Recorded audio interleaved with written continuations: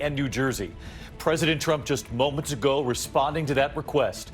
And the breaking headline, British Prime Minister Boris Johnson moved to intensive care. Here in the U.S. tonight, the death toll mounting, more than 1,000 dying in just 24 hours. Tonight, Governor Andrew Cuomo on the numbers and what they could now be showing. We're on the front lines tonight inside one New York City hospital at the Javits Convention Center, where teams of doctors are taking in coronavirus patients. And the governor who said today he asked the president if the Navy ship Comfort could now take patients with the virus. The president just addressing this, and we'll have it.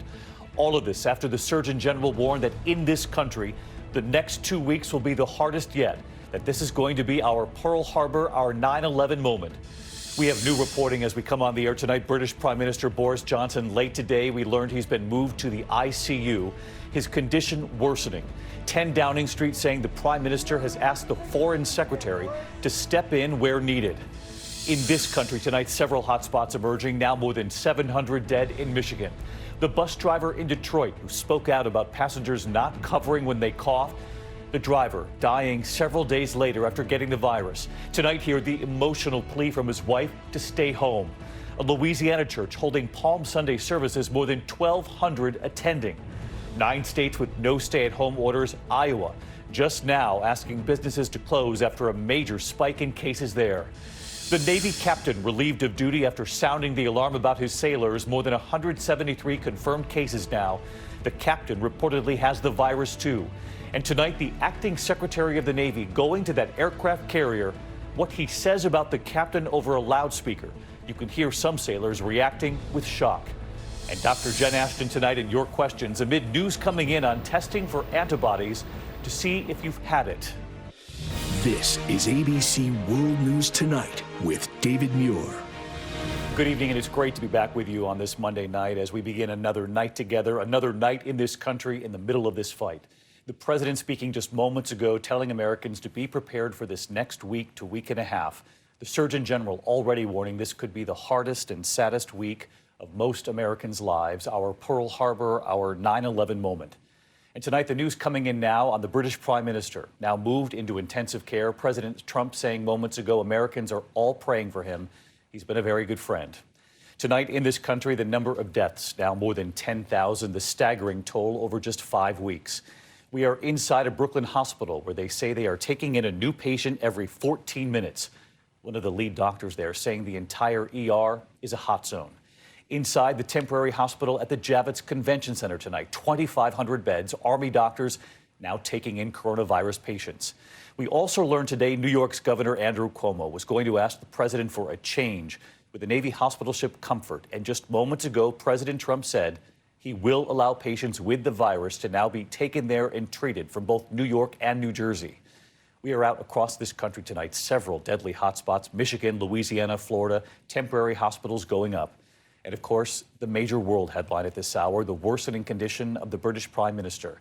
He has now asked the Foreign Secretary to step in where needed.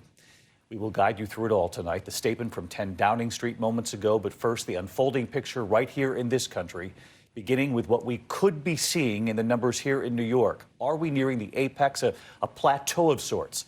The governor is cautioning this is still dire, that we are still in the middle of this. And so we begin tonight with ABC's Tom Llamas right here in New York. Tonight, a look inside the cavernous Javits Convention Center in Manhattan, now the largest hospital in the nation. Teams of military doctors taking in patients, checking temperatures, monitoring ventilators. But New York Governor Andrew Cuomo says even this will not be enough.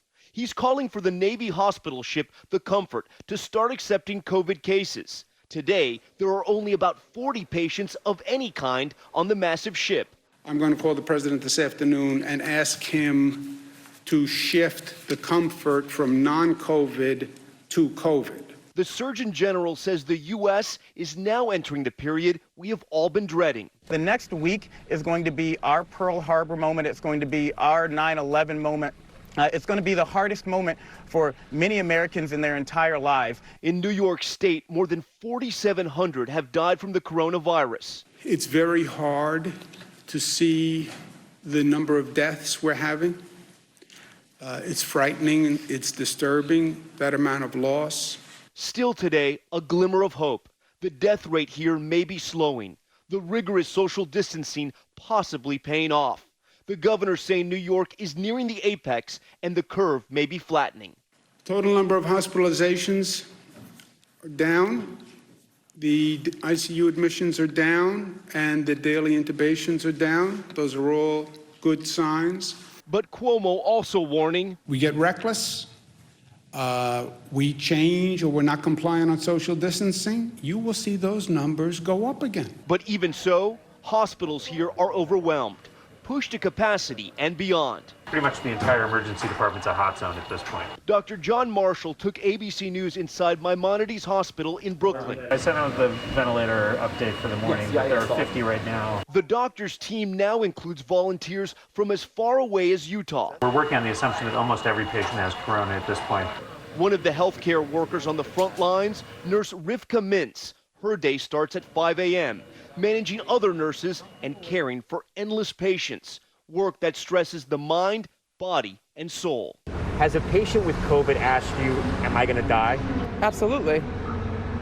Absolutely, and it's scary. I mean, we don't know the answers. Across the country, a battle to save lives. This is Dr. Ali Raja in Boston. Just a couple of days ago, in one 8-hour shift, I intubated 10 patients, which is more than I've ever done in one shift in my entire life.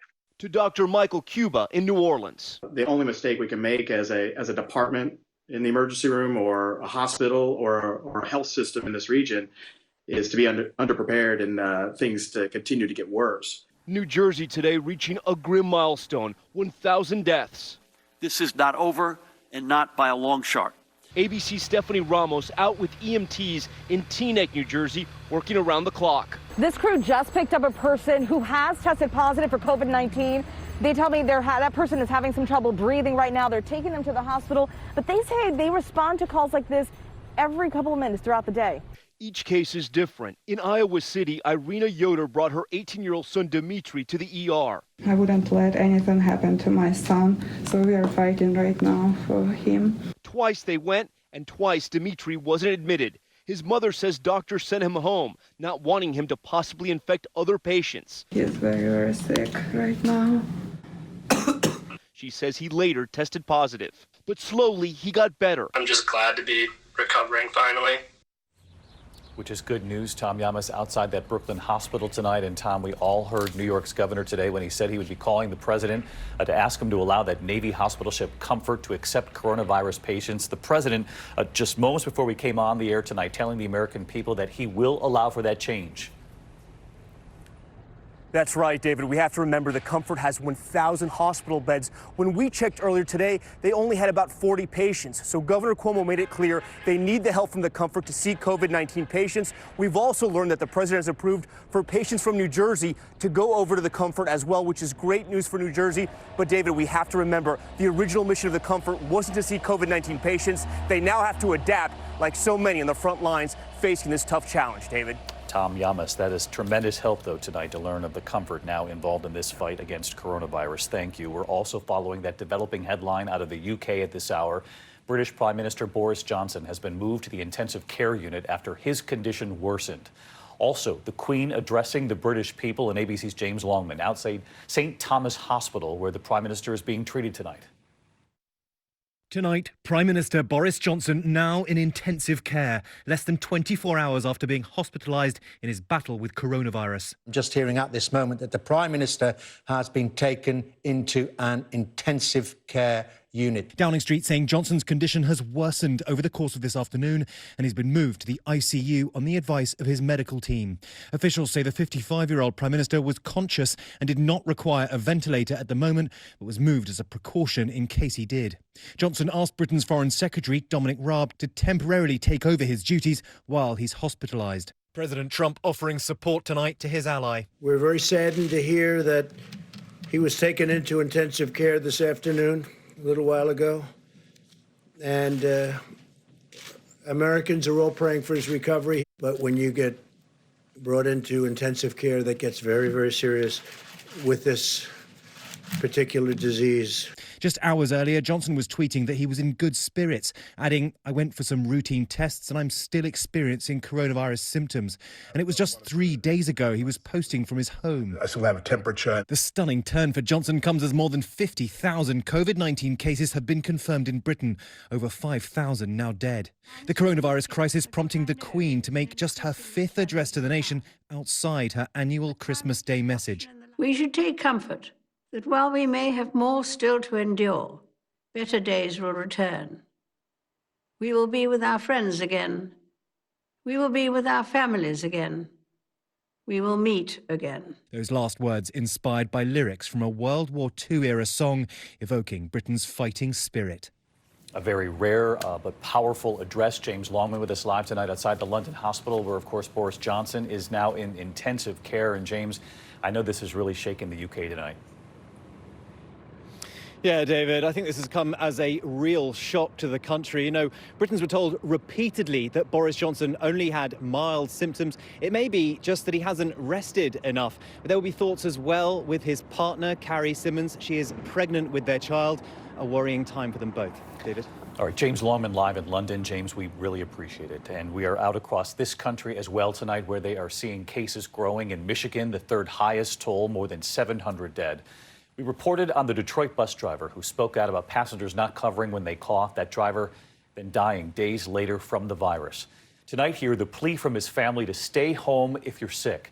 And this evening, from Michigan to Louisiana to California, the faces, the stories of the patients fighting this.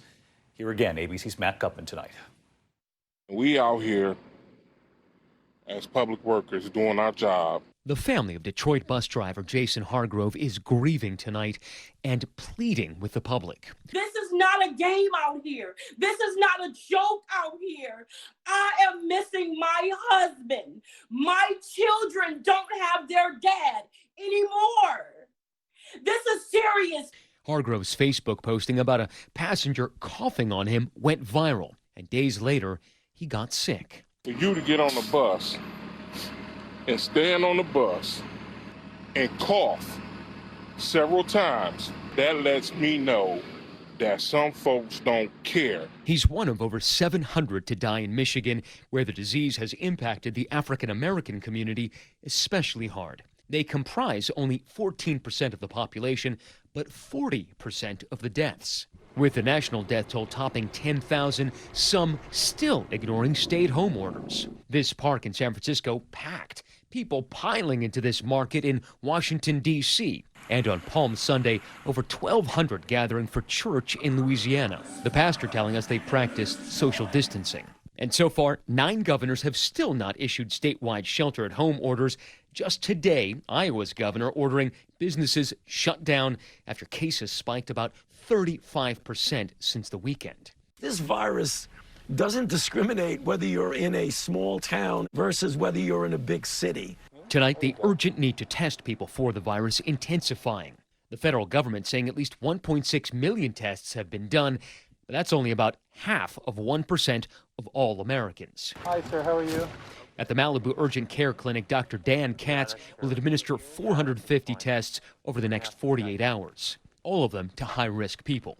The swabs only take a few seconds to administer, but it's already months into this epidemic, and this is the first time that tests have been done here outside Los Angeles.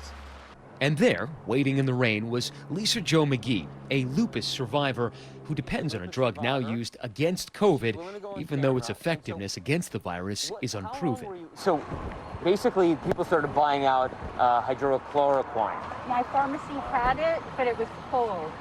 But a dear friend of mine found a pharmacist in Beverly Hills, and I finally got it.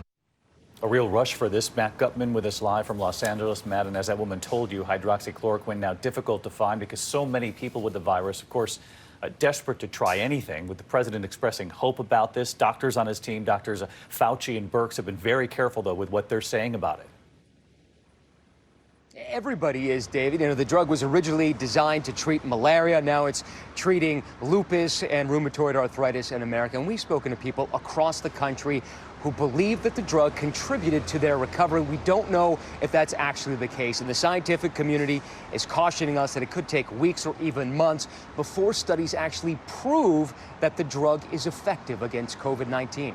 David. All right, Matt Gutman tonight, thank you. There are new developments tonight after that Navy captain was relieved of duty after sounding the alarm about the safety of his own sailors.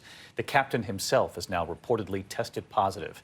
And tonight, the acting Navy secretary who fired him, addressing the crew on the ship, describing their former captain as stupid. You can hear the shock from some of those sailors, and here's Martha Raddatz.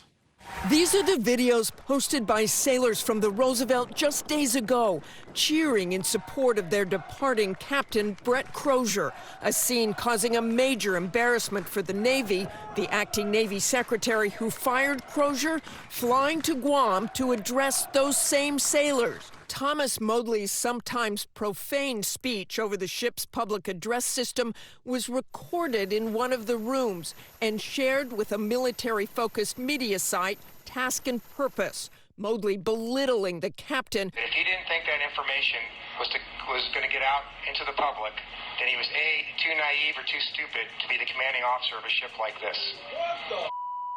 Several times in the recording, you hear voices on the tape sounding disgusted with Modly's accusations, although he would not have heard them at the time. It was betrayal.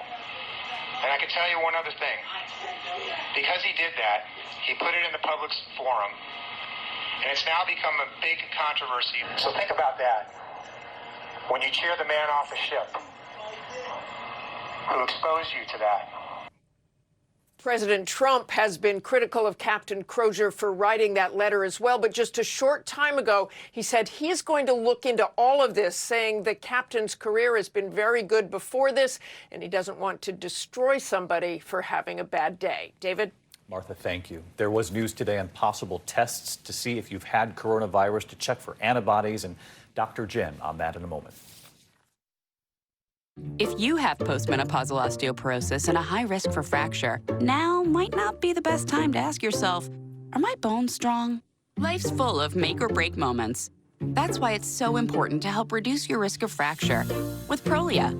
Only Prolia is proven to help strengthen and protect bones from fracture with one shot every 6 months. Do not take Prolia if you have low blood calcium, are pregnant, are allergic to it, or take Xgeva. Serious allergic reactions like low blood pressure, trouble breathing, throat tightness, face, lip, or tongue swelling, rash, itching, or hives have happened. Tell your doctor about dental problems, as severe jawbone problems may happen, or new or unusual pain in your hip, groin, or thigh, as unusual thigh bone fractures have occurred. Speak to your doctor before stopping, skipping, or delaying Prolia, as spine and other bone fractures have occurred. Prolia can cause serious side effects like low blood calcium, serious infections, which could need hospitalization, skin problems, and severe bone, joint, or muscle pain.